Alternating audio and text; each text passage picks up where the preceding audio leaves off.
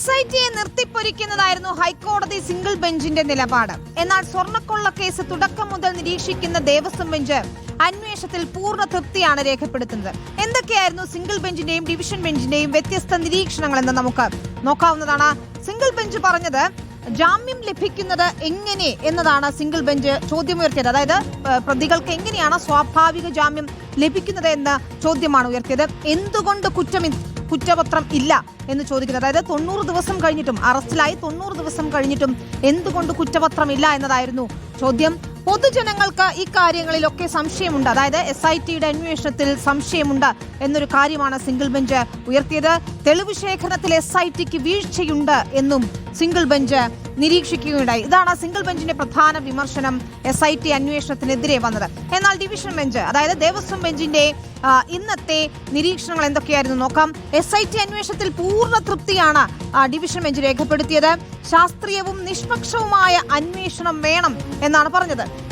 മാത്രവുമല്ല, സ്വാധീനത്തിന് വഴങ്ങരുത്, സുതാര്യത ഉറപ്പാക്കാൻ കോടതി നിരീക്ഷിക്കും. അതായത് കോടതിക്ക് പൂർണ്ണ വിശ്വാസമുണ്ട്. ഡിവിഷൻ ബെഞ്ചിന്റെ നിരീക്ഷണത്തിൽ തന്നെയാണ് അന്വേഷണം നടക്കുന്നത്. മാത്രമല്ല, ഈ ഘട്ടത്തിൽ SITക്ക് കുറച്ചുകൂടി സമയം കൊടുക്കണം എന്ന നിലപാടാണ് ഇന്ന് സ്വീകരിച്ചത് ഡിവിഷൻ ബെഞ്ച് എന്നത് ശ്രദ്ധേയമാണ്.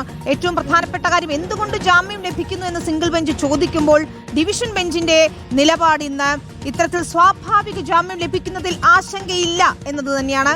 മാത്രമല്ല, SIT അന്വേഷണം ശരിയായ ദിശയിലാണ് എന്നുകൂടിയാണ് ഡിവിഷൻ ബെഞ്ച് ഇന്ന് പറഞ്ഞു വെക്കുന്നത്. അന്വേഷണം അട്ടിമറിക്കുന്നുവെന്ന പ്രതിപക്ഷ ആരോപണങ്ങളുടെ മുനയൊടിക്കുന്നത് തന്നെയായിരുന്നു ഇന്ന് ഹൈക്കോടതി ഡിവിഷൻ ബെഞ്ച് നടത്തിയ പരാമർശങ്ങൾ.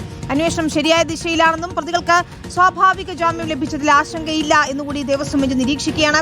CBI അന്വേഷണം ആവശ്യപ്പെട്ട് ഹർജി നൽകിയ BJP സംസ്ഥാന അധ്യക്ഷൻ രാജീവ് ചന്ദ്രശേഖർ അടക്കമുള്ളവർക്ക് കോടതിയുടെ താക്കീത് കിട്ടുകയും ചെയ്തു.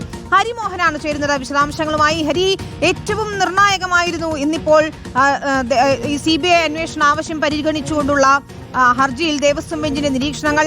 ഇത്രയും ദിവസം SITയെ സംശയമുനയിൽ നിർത്തിയിരുന്നുവെങ്കിൽ SITയിൽ പൂർണ്ണ വിശ്വാസം രേഖപ്പെടുത്തുന്നു. മാത്രമല്ല, സ്വാഭാവിക ജാമ്യം കിട്ടി പ്രതികൾ പുറത്തു വരുന്നതിൽ ഈ ഉണ്ണികൃഷ്ണൻ പോറ്റി ഉൾപ്പെടെയുള്ളവർ പുറത്തു വരാനിരിക്കെ ഡിവിഷൻ ബെഞ്ച് പറയുകയാണ് പൂർണ്ണ വിശ്വാസമുണ്ട് SITയിൽ. ഈ സ്വാഭാവിക ജാമ്യം ലഭിച്ചതുകൊണ്ട് പ്രശ്നമില്ല, അന്വേഷണം ശരിയായ ദിശയിലാണ് എന്ന് ഡിവിഷൻ ബെഞ്ച് പറയുമ്പോൾ അത് എത്രത്തോളം നിർണായകമാണ് ഈ ഘട്ടത്തിൽ?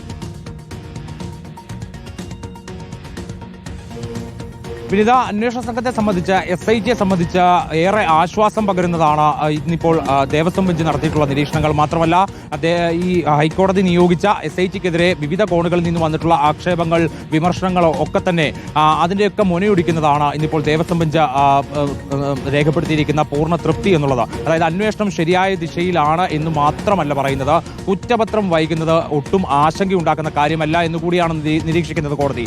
അതായത് ഇത്രയും ദിവസം മുരാരി ബാബു അടക്കം പ്രതികൾ ഇപ്പോൾ ഏറ്റവും ഒടുവിൽ ഉണ്ണികൃഷ്ണൻ പോറ്റി പുറത്തേക്കിറങ്ങാൻ പോകുന്നു എന്നുള്ളതിന്റെ സൂചനകൾ കൂടി വരുന്നു. ഇങ്ങനെ സ്വാഭാവിക ജാമ്യം കിട്ടി ഓരോ പ്രതികളായി പുറത്തേക്കിറങ്ങുന്നത് ഈ കേസിനെ സംബന്ധിച്ച് ഒട്ടും ആശങ്കയുണ്ടാക്കുന്ന കാര്യമല്ല.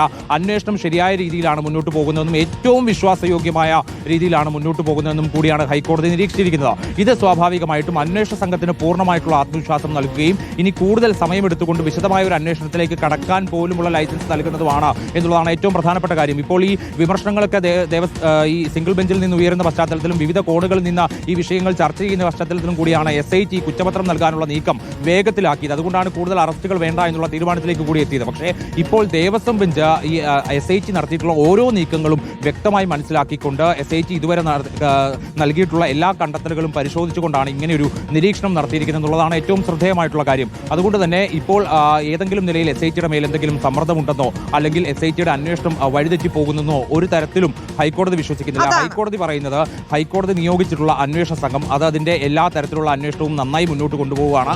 അതിന്റെ ശാസ്ത്രീയ അന്വേഷണം വരെ കൃത്യമായി മുന്നോട്ട് പോകുന്നുണ്ട്.